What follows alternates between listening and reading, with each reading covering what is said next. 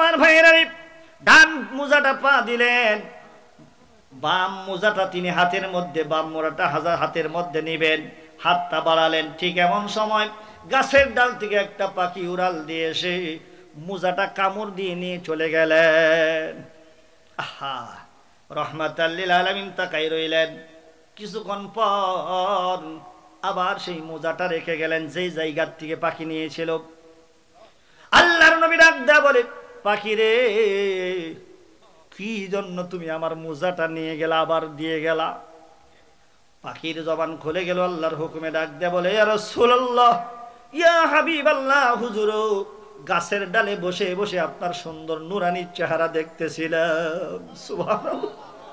যাকে সৃষ্টি না করলে আসমান জমিন, আরশ কুরসি নূর কলম জান্নাত জাহান্নাম সারা পৃথিবীর কোন মাখলুকাত আল্লাহ সৃষ্টি করতেন না, সেই নবীজির সুন্দর নুরানি চেহারা দেখতেছিলাম।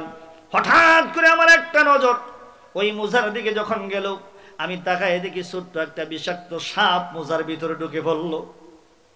আপনি যখন বাম পায়ের মোজাটা হাতে নিবেন, আমি বুঝলাম ঠিক এই মুহূর্তে আমি উড়াল দিয়ে এসে আমার ঠোঁট দিয়ে কামড় দিয়া গাছের ডালে বসে ঠোঁট দিয়ে লড়াইয়া লড়াইয়া বিষাক্ত সাপটা ফেলে দিয়া আপনার মোজা আপনার কাছেই পৌঁছায়া দিলাম। হুজুর, যদি আমি এটা না করতাম, আপনাকে যদি সেই বিষাক্ত সাপটা সবল দিত, আপনার কষ্ট হইতো। আমি দেখলাম আল্লাহ যদি আমার জিজ্ঞাসা করতো, তুই দেখলি কেন, তুই সেটা সতর্ক করে ফালাইয়া দিলি না, আল্লাহর কাছে কি জবাব দিব?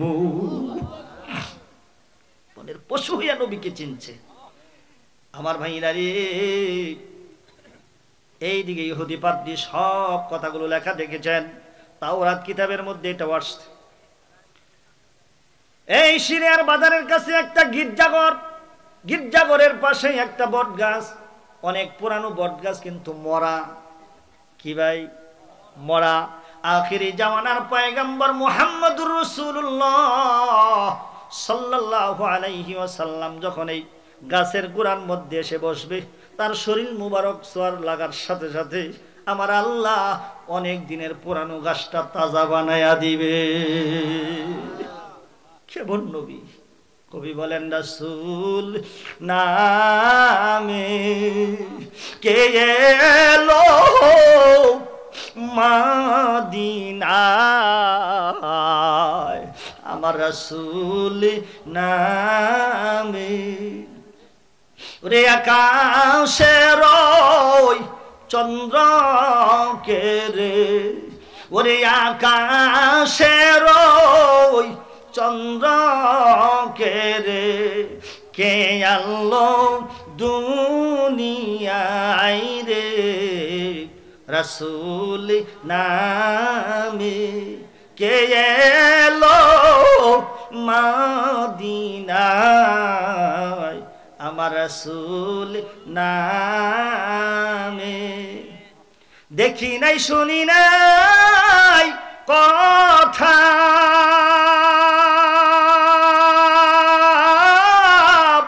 মানুষে বুঝে মানুষের ব্যথা রে, ওরে এমন দরদীর কথা, ওরে এমন দরদীর কথা, শুনলে পরা নজুরাই রে, রাসূল বলেন কে এলো দুনিয়ায়, আমার রাসূল। মানুষের মাঝেই তার ঠিকানা,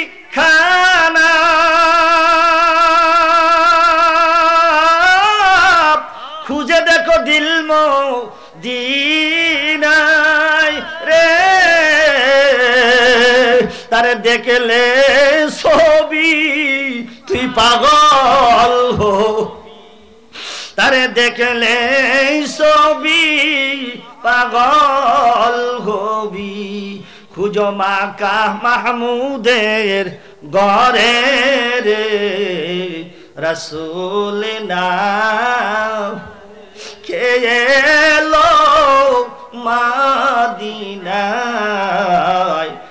রাসূলিনা আল্লাহু আকবার বলেন। যারা চাইছিল রাসূল তারা পাইছে রাসূল, যারা চায় নাই রাসূল তারা পায় নাই রাসূল। যে দেখেছে একবার ভুলে নাই, আর যে দেখেছে বারবার কুল নাই, তার কথা ঠিক কিনা জোরে কন। আল্লাহর নবী বিশ্ব নবী রাহমাতাল লিল আলামিনকে যেই ব্যক্তি একবার স্বপ্ন যোগ হলেও তার চেহারা মুবারকটা দেখবে, ওই বান্দার জন্য জাহান্নামের আগুনটা হারাম হয়ে যাবে। কেমন নবীজি আমার! সেই নবীজিকে দেখতে মন চায় না? সেই নবীজির দেশে যাইতে মন চায় না? কবি কাজী নজরুল ইসলাম বলছেন, মনে বড় আশা ছিল যাব মদিনায়, সালাম আমি করব গিয়ে, সালাম আমি করব গিয়ে নবীজির রওজায়। আমার মনে বড় আশা ছিল যাব মদিনায়, আমার মনে বড় আশা ছিল যাব মদিনায়। ঠিক কিনা জোরে কর। আমার ভাইয়েরা বন্ধুরা আমার, আল্লাহর নবী বিশ্ব নবী রাহমাতাল লিল আলামিন তখন ছোট। এইদিকে ইহুদি বাদদিটা সমস্ত কিছু দেখার পরে সেই দিন থেকে তিনি পথের দিকে তাকায় আছেন। রাহমাতাল লিল আলামিন আসবে, আমি এক বেলা তাকে খাওয়াবো, তাকে মেহমানদারি করব। জোরে জোরে কোন সুবহানাল্লাহ। নিয়তটা ভালো না খারাপ? জোরে বলেন। আমার ভাইরা রে, প্রতিদিন রাস্তার পানে তাকায়া থাকে। আর একটা মুসাফির খানা বানাইছে। এই মুসাফির খানা কেন বানাইলো? যে কাফেলাগুলো আসে তাদেরকে খাওয়ায় একটা মানুষের উদ্দেশ্যে, কথা ঠিক কিনা? মুহাম্মদকে দেখবে, তাকে বাড়িতে নিয়ে এক বেলা খাওয়াবে। আমার ভাইরা, বাড়ির থেকে বিদায় হয়ে বিবির কাছ থেকে বিদায় নিয়ে আসে সকালবেলায়। বিবিরে চলে গেলাম। সকালবেলায় সুন্দর একটা মন নিয়ে আসে, সন্ধ্যাবেলায় মনটা খারাপ করে বাড়িতে চলে যায়। এইভাবে দিনের পর দিন, সপ্তাহের পর সপ্তাহ, মাসের পর মাস চলিয়া যায়। কাঙ্ক্ষিত মানুষটি সেই মুহাম্মদ আর আসে না। পথের দিকে তাকায় থাকে। ঠিক তাকায় থাকতে থাকতে হঠাৎ করে একদিন তাকায় দেখে একটা কাফেলা আসতেছে। জোরে কোন না সুবহানাল্লাহ। একটা কাফেলা আসতেছে। ওই কাফেলার মধ্যে একজন ছোট্ট মানুষও দেখা যায়। আমার ভাইয়েরা, রোদের মধ্যে আকাশ থেকে এক খণ্ড মেঘ এসে ছায়া দিতে দিতে আসতেছে। জোরে জোরে কোন সুবহানাল্লাহ। আল্লাহু আকবার। নবীজির এগুলো হলো মুআজিজা। নবীজির কি ভাই? মুআজিজা। সবচেয়ে বড় মুআজিজা হলো আল কোরআনুল কারীম। জোরে কোন সুবহানাল্লাহ। সবচেয়ে বড় মুআজিজা কি? আল কোরআন। আল কোরআন। কিয়ামত পর্যন্ত এই কোরআন থাকবে, কোরআন মানুষ পড়বে। আল্লাহ পাক এই কোরআনের উসিলায় তাদেরকে হেদায়েত দান করবে। জোরে বলুন সুবহানাল্লাহ। আমার ভাইরা, এই দৃশ্যটা দেখার সাথে সাথে মনে মনে ভাবতেছে, বুঝি সেই কাঙ্ক্ষিত মানুষটি পেয়ে গেলাম। দূরে দাঁড়ায় দাঁড়ায় দেখতেছে ইহুদি বাদী। ঠিক এই মানুষগুলো আসলো। আসার পরে সবাই পরামর্শ করলেন আমরা সবাই বাজারে মাল কেনার জন্য যাব, কিন্তু একজন তো পাহারার জন্য রাখতে হবে। কে পাহারা দিবে? সবাই পরামর্শ করে বলতেছে, মুহাম্মদ তো ছোট মানুষ, এই মুহাম্মদকে গাছের গোড়ার মধ্যে বসাইয়া আমরা মাল কেনার জন্য যাব। মাল কিনে এই জায়গায় একত্রিত করব, মুহাম্মদ পাহারা দিবে। কোন গাছের গোড়ার মধ্যে বসানো যায়? মনে মনে সবাই নিয়ত করলো, এই যে একটা বড় বট গাছ দেখা যায়, মরা গাছ, এই গাছের গোড়ার মধ্যে বসায়। আমার ভাইয়েরা, ইহুদি বাদী দূরে দাঁড়ায় দাঁড়ায় দেখতেছেন শিশু মুহাম্মদ সাল্লাল্লাহু আলাইহি সাল্লামকে ওই মরা বট গাছের গোড়ার মধ্যে বসাইয়া সবাই বাজারের ভিতরে মাল কেনার জন্য আমার ভাইয়েরা ঢুকে পড়লেন। মুহাম্মদের শরীর মুবারকের ছোঁয়া লাগার সাথে সাথে পুরানো সেই মরা বট গাছটারে আল্লাহ তাজা বানাইয়া দিছে। আমার ভাইয়েরা রে, রাহমাতাল লিল আলামিনের তার ছোঁয়া লাগার কারণে মরা বট গাছটা আল্লাহ তাজা বানায় দিল। সমস্ত মানুষগুলো যখন একত্রিত হলো, ইহুদি পাদ্রী গেলেন, যাওয়ার পরে জিজ্ঞাসা করতেছেন আপনারা কোথা থেকে আসছেন? বলে আমরা মক্কা থেকে আসছি ব্যবসার খাতিরে। কয় মনে যদি কিছু না নেন একবেলা আপনাদেরকে মেহমানদারি করতে চাই। সবাই কয় এত দূরে আসছি কি না তো খাওয়ান লাগবো, না খাই তো খাওয়ান যাবো না। কথা ঠিক কিনা জোরে কর? দাওয়াত দহন দিতেছে তাহলে তো গ্রহণ করাই বালা। আলহামদুলিল্লাহ খাবো। খুশি হয়ে গেছে, দৌড়াইয়া বাড়িতে গেছে, ডাক দে বলে বিবি রে, যার অপেক্ষায় দিনের পর দিন, সপ্তাহের পর সপ্তাহ, মাসের পর মাস পথের দিকে তাকাইছিলাম রে, সেই মানুষটা আজকে এসে হাজির হয়ে গেছে। বিবি আর দেরি নাই, তাড়াতাড়ি করে রান্না রেডি করে ফেল। সুবহানাল্লাহ। বিবি খুশিতে রান্না বান্না রেডি করলেন, সময় মতো আসবে। আমার ভাইরা রে, বন্ধুরা আমার, এই ইহুদি পাদ্রী আসলো, চলেন আপনাদের জন্য খানা রেডি। সবাই রওনা দিয়েছে, সবাই পরামর্শ করে বলে মাল তো পাহারা দেওয়া লাগবে, মোহাম্মদ থাক আমরা আগে খেয়ে আসি, মোহাম্মদ পরে যায়া খাবে। এই কথা বলে যখন রওনা দিছে, ইহুদি পাদ্রী ডাক দেয়া বলে সবাই যাইতেছেন, ছোট্ট একটা মানুষ দেখা যায়, ও কি যাবে না? কয় পরে যাবে। কয় না, চলবে না, এই ছোট্ট মানুষটারে রেখে গেলে আমি আপনাদেরকে দাওয়াত খাওয়াবো না। মনেরটা তো মনেই, যার কারণে আপনাদেরকে আমি মেহমানদারি করতে চাই। তবে মনে যদি কিছু না করেন আপনাদেরকে আমি পরে খাওয়াবো। সবাইকে খাওয়ার জন্য আমি খানা রেডি করছি, কিন্তু আপনাদের সামনে নিয়ে এই শিশু বাচ্চাটারে কয়েকটা প্রশ্ন করতে চাই। কয় কোনো সমস্যা নাই, আপনি করেন। আমার ভাইরা মুহাম্মদ সাল্লাল্লাহু আলাইহি ওয়াসাল্লামের সামনে দাঁড়াইয়া চতুর্দিকে কাফেলার মানুষগুলো দাঁড়ায় আছে। ইহুদি পাদ্রী প্রশ্ন শুরু করে দিলেন। প্রথম প্রশ্ন হলো, বাবা তোমার নামটা কি? কিতাবের সাথে মিল আছে কিনা এখন বাস্তবে তিনি পরীক্ষা করতেছেন। কিতাবের মধ্যে লেখা দেখেছেন নাম হবে মোহাম্মদ, বাবার নাম আব্দুল্লাহ, মায়ের নাম হযরতে মা আমেনা। কুরাইশ বংশের মধ্যে মক্কা নগরীতে জন্মগ্রহণ করবেন। জন্মদাতা পিতা মায়ের গর্ভে 6 মাস থাকাকালীন আব্দুল্লাহ বিদায় হয়ে যাবে। সব কিছু লেখা আছে, বাস্তবে প্রমাণ করার জন্য মিল আছে কিনা, এটাই কি সেই মোহাম্মদ হবে কিনা? এখন তিনি প্রশ্ন শুরু করে দিলেন। আমার ভাইরা, এই মুহূর্তে আমি আপনাদেরকে প্রশ্ন করতে চাই, এই জায়গায় কে কে আছেন বাবা নাই মা নাই? এতিম সন্তান একটু হাত উঠাইয়া দেখান। মা নাই বাবা নাই? আল্লাহু আকবার, হাত নামান। সবাই প্রায় মা নাই বাবা নাই। মার কথা স্মরণ করে, বাবার কথা স্মরণ করে একটু চোখের পানি জড়াইয়া কাঁদতে হবে। আজকে রাত্রিটা হলো সব গুজারের রাত্রি। আজকে কি দিন চলে গেল? বৃহস্পতিবার, দিবাগত রাত্রি হলো শুক্রবারের রাত্রি। কথা ঠিক কিনা জোরে কন? গভীর রাত্রিতে যখন তোর বাবা চেতন পাইছে, আমাকে জিজ্ঞাসা করতো আব্দুর রহিম, আব্দুল করিমের মা, তুমি কি ঘুমাও নাই? আমি তখন উত্তর দিতাম, কেমনে ঘুমাবো? সন্তান পেটের মধ্যে লাড়া সারা দেয়, কলিজায় আঘাত লাগে, শুয়া থাকতে পারি না, দাঁড়ায়ও থাকতে পারি না। এই জন্য মাঝে মধ্যে বসে থাকি, আবার হাঁটি। এমন কষ্ট আমরা আমাদের মাকে দিছি। সেই মাছকে গাছতলায় বাসতলায় 3.5 হাত গর্তের ভিতরে পড়ে আছে। সন্তান একটিবারের জন্য এক ফোঁটা চোখের পানি কি মাবুদের দরবারে মা বাবার জন্য অক্ষ করে দিতে পারল না? আমার ভাইরা রে,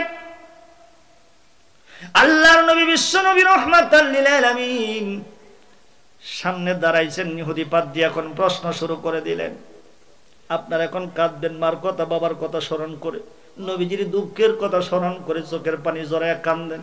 আল্লাহ পাক কুরআনুল কারীমের মধ্যে ইরশাদ করেন, ফাল ইয়াদহাকু কলিলাও ওয়াল ইয়াবকু কাসীরা।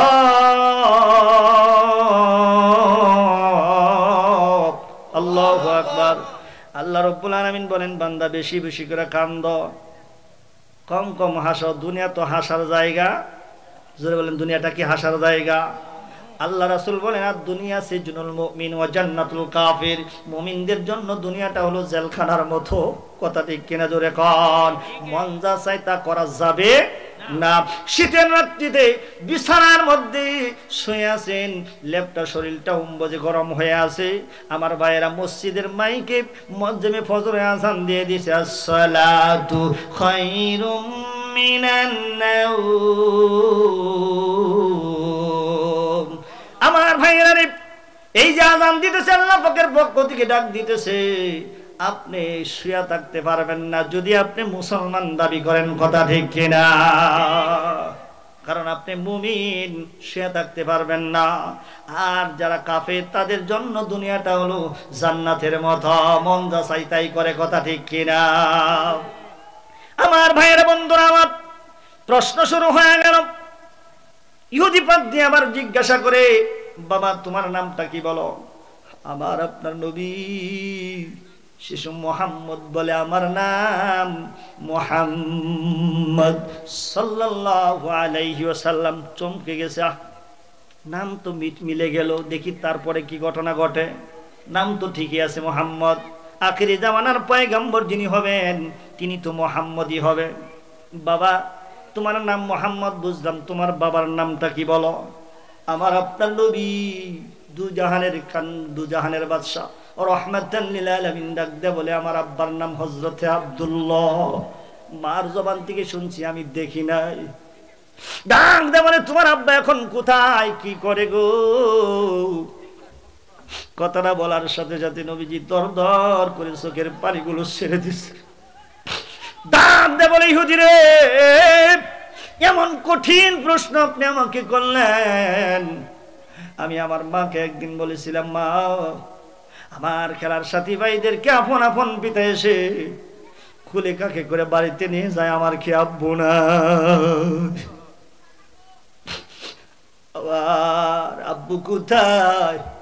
এই বলে তিনি পরের দিন আব্দুল মুতালিবের কাছে, শ্বশুরের কাছ থেকে অনুমতি নিয়ে উম্মে আইমানকে সাথে করে নিয়ে আব্দুল্লাহর বাড়ি যেথায় ওই জায়গায় যে হাজির হয়ে গেছে। শিশু মোহাম্মদ ডেকে ডেকে বলে, মারে আমার আব্বুর বাড়ি আর কত দূর? বলে, ওই যে উঁচা জায়গা দেখা যায়, ওই যে টিলা জায়গা দেখা যায়, মাটির ঘর, ওইটাই তোমার আব্বুর ঘর। আমার ভাইয়েরা ডাক দা বলে, আমার আব্বুকে আমি দেখি নাই, বুঝলাম তোমার আব্বার নাম আব্দুল্লাহ। এখন বলো তো দেখি তোমার আম্মুর নামটা কি? সাথে সাথে আমার আপনার নবী রহমাতাল লিল আলামিন ডাক দিয়ে বলতেছেন, আমার মায়ের নাম হযরতে মা আমেনা।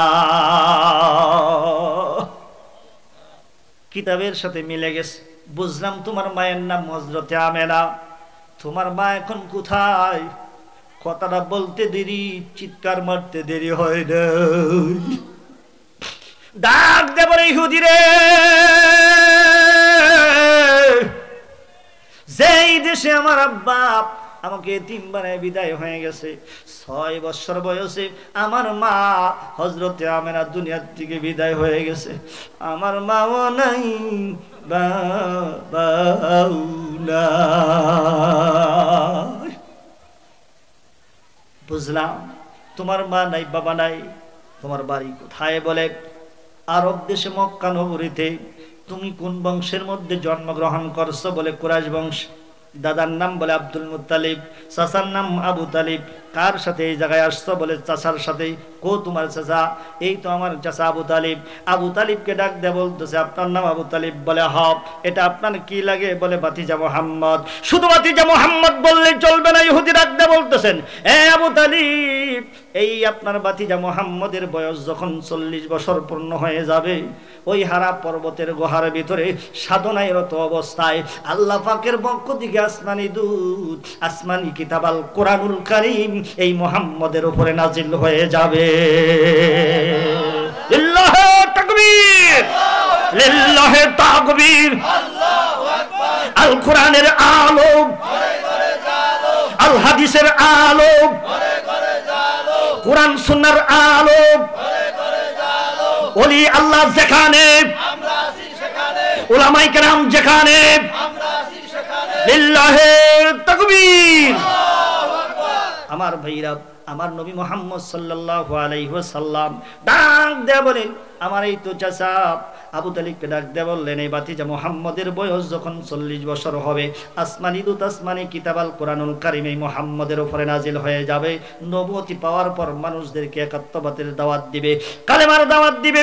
আমার ভাইয়েরা রে, ইহুদি পাদ্রী ডাক দিয়ে বলতেছেন, আমি ইহুদি ওই দিন তুই যদি জানতা থাকি এই মুহাম্মদের হাতে হাত দিয়ে পড়ে নেব লা ইলাহা ইল্লাল্লাহু মুহাম্মাদুর রাসূলুল্লাহ সাল্লাল্লাহু আলাইহি ওয়াসাল্লাম।